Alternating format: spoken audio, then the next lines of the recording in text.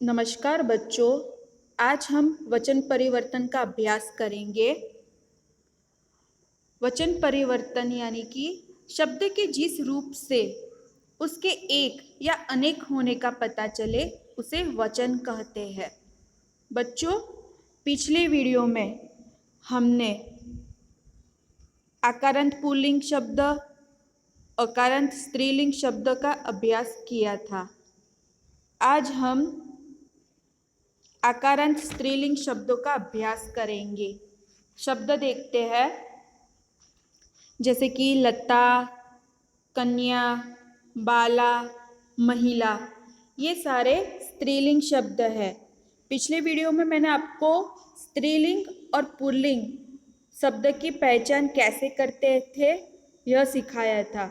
जैसे कि कोई भी शब्द है, उसके आगे अच्छा या अच्छी पूछने से जो उत्तर मिलता है, पता चलेगा उससे कि यह स्त्रीलिंग शब्द है या पुल्लिंग।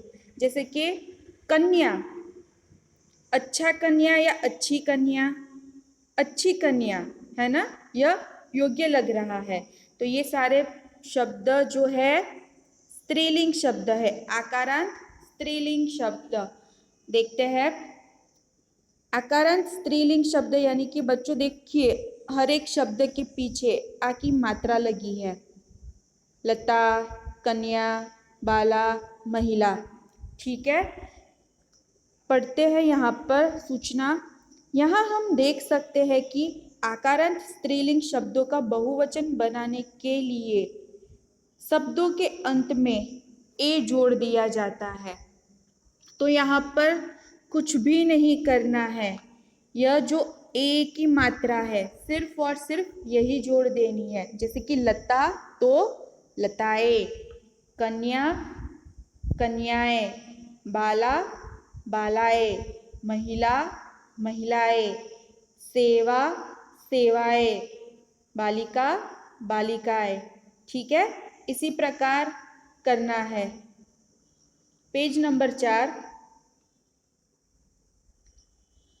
यह नियम देखते हैं। तिथि, विधि, लिपि। सूचना पढ़ते हैं। यहाँ हम देख सकते हैं कि इकारांत स्त्रीलिंग शब्दों के अंत में या जोड़कर बहुवचन बनाया जाता है। इकारांत स्त्रीलिंग शब्द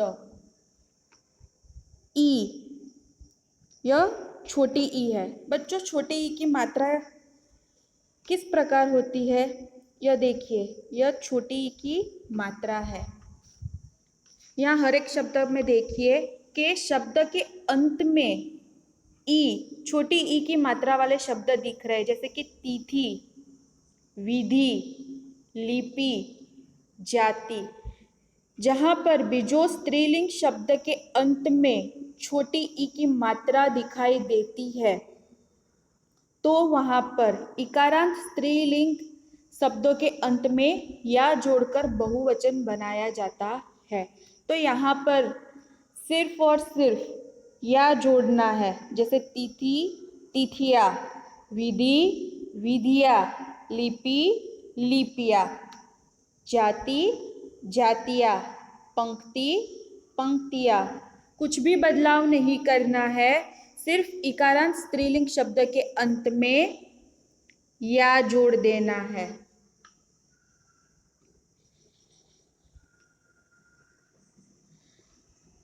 सखी सखिया, खिड़की खिड़कियाँ, मछली मछलियाँ। सूचना पढ़ते हैं।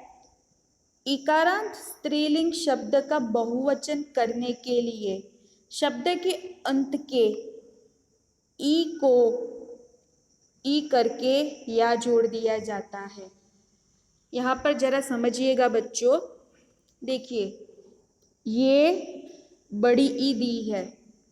बड़ी ई की मात्रा कैसी होती है, इस प्रकार बड़ी ई की मात्रा होती है। और यह छोटा ई है, हस्वई, इसकी मात्रा इस प्रकार होती है। देखते हैं शब्द सखी। तो यह जो सखी शब्द दिया है, खिड़की शब्द दिया है, मछली शब्द दिया है, इसमें आप मात्रा देखिए, बड़ी ई की मात्रा दी है, दीर्घ ई की मात्रा दी गई है। ठीक है बच्चों, तो ऐसे शब्द में जिस शब्द के पीछे जो इकारांत स्त्रीलिंग शब्द है, शब्द के अंत में दीर्घ ई बड़ी ई की मात्रा आती है, तो उस शब्द का बहुवचन करने पर जो बड़ी ई की मात्रा है वह छोटी ई की मात्रा में परिवर्तित हो जाएगी और उसके पीछे या जोड़ देना है। उदाहरण देखते हैं, सखी तो सखिया। देखिए यहाँ पर जो बड़ी ई की मात्रा है वह छोटी ई की मात्रा में परिवर्तित हो गई और उसके पीछे या जोड़ दिया गया है। वैसे ही खिड़की तो खिड़कियाँ, मछली मछलियाँ, चींटी चींटियाँ। ठीक है बच्चों, आगे का उदाहरण देखते हैं। पुड़िया, चूहिया, बुढ़िया। सूचना पढ़ते हैं। इया अंत वाले स्त्रीलिंग शब्द का बहुवचन करने के लिए अंतिम या को या कर दिया जाता है। यहाँ पर देखो सिर्फ या लिखा है और यहाँ पर या के साथ चंद्र बिंदु भी जोड़ दिया है। उदाहरण देखते हैं। जो इया स्त्रीलिंग शब्द है, बहुवचन करते समय या की जगह पर या हो जाएगा, या के ऊपर चंद्र बिंदु जुड़ जाएगा। जैसे कि पुड़िया तो पुड़िया, या के ऊपर चंद्र बिंदु जोड़ दिया है। चूहिया चूहिया, बुढ़िया बुढ़िया, चिड़िया ये एक चिड़िया है और यहाँ पर चिड़िया चंद्र बिंदु या के ऊपर चंद्र बिंदु जोड़ने से यह शब्द बहुवचन बन जाता है। उकारांत शब्द वस्तु, घेनु, ऋतु। उकारांत स्त्रीलिंग शब्दों के अंत में ए जोड़ने से बहुवचन बनता है। उकारांत उकारांत मतलब कि देखो बच्चों, जो शब्द के अंत में उ की मात्रा जुड़ जाती है, उ की मात्रा का स्वरूप क्या है, ये है ना। देखिए हर एक शब्द के अंत में छोटे उ की मात्रा लगी है। देखिए वस्तु, घेनु, ऋतु, है ना। तो कुछ भी परिवर्तन नहीं करना है इसके अंदर, सिर्फ और सिर्फ शब्द के अंत में ए जोड़ देना है, ये वाला ए जोड़ देना है। ठीक है, देखते हैं। वस्तु का क्या हो जाएगा, वस्तुएं। घेनु यानी गाय, घेनु का क्या हो जाएगा, घेनुए। ऋतु का ऋतुए। उकारांत स्त्रीलिंग शब्द के अंत में सिर्फ ए जोड़ देना है। अगला है उकारांत शब्द। वो जो हमने पिछला उदाहरण देखा वह छोटा ऊ था और यह बड़ा ऊ है। बड़े ऊ की मात्रा क्या होती है बच्चों, ऐसी होती है। देखिए वधु, जू। ठीक है, सूचना पढ़ते हैं। उकारांत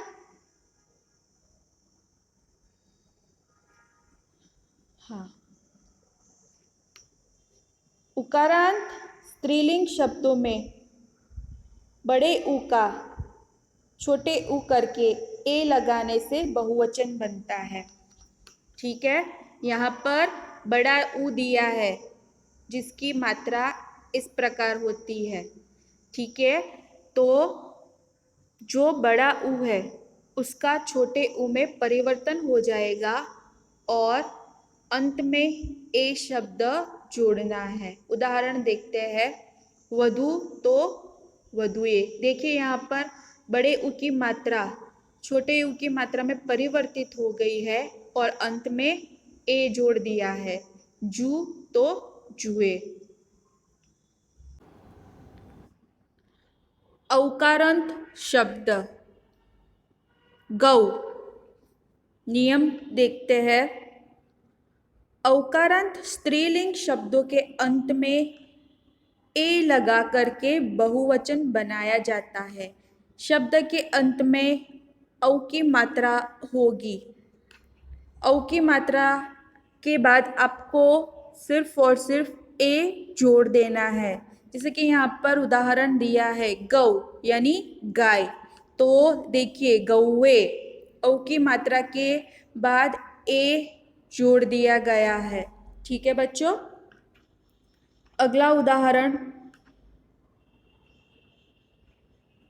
यहाँ पर कुछ उदाहरण पढ़ते हैं जैसे कि प्रजा, पाठक, गुरु, छात्र, कवि।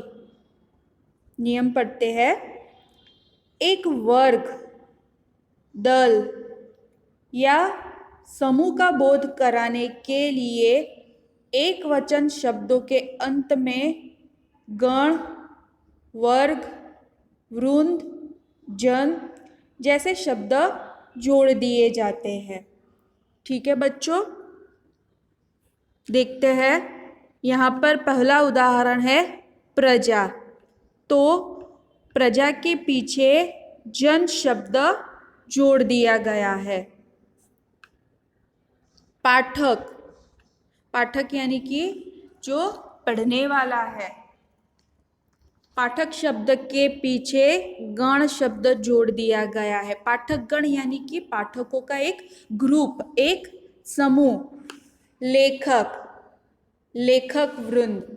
लेखक एक है और लेखक वृंद यानी लेखकों का ग्रुप, समूह। मजदूर, एक मजदूर है। अब मजदूरों का समूह होगा तो क्या बन जाएगा? मजदूर वर्ग। वैसे ही श्रोता, श्रोता का श्रोतागण। श्रोता शब्द का अर्थ है सुनने वाला। तो एक से अधिक सुनने वाले होंगे तो उसका बन जाएगा श्रोतागण। शिक्षक, एक शिक्षक, शिक्षक वर्ग यानी शिक्षकों का समूह। वैसे देखिए छात्र यानी विद्यार्थी, एक छात्र, छात्रगण यानी विद्यार्थियों का ग्रुप या समूह। कवि, कविगण, एक कवि और कविगण यानी कि जो कवियों का समूह है वह। बच्चों यहाँ पर एक बात आपको समझनी है कि किन शब्दों के पीछे गण लगेगा, वर्ग लगेगा, वृंद लगेगा या जन लगेगा। इसकी डिटेल में चर्चा हम बाद में करेंगे।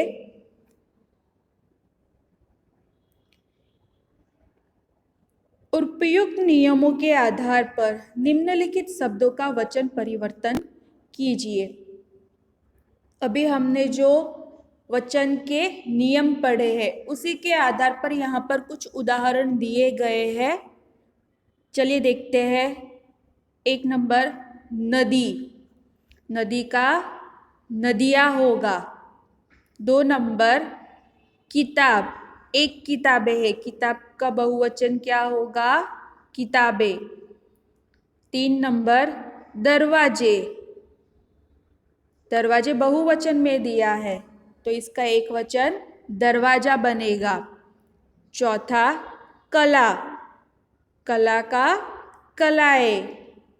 कौवा, यहाँ पर जो कौवा शब्द है एक कौवा है, एक से अधिक कौवे कहलाएंगे कौवा, एक से अधिक कौवे कहलाएंगे। 6 नंबर धातुएं, यहाँ पर धातुएं बहुवचन है तो इसका एक वचन धातु होगा।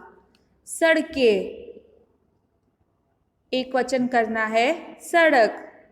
कुत्ता होगा कुत्ते। यह उदाहरण आपको अपनी हिंदी की नोटबुक में लिखने हैं और इन नियमों का और उदाहरणों का अभ्यास कीजिए बच्चों। ठीक है, धन्यवाद।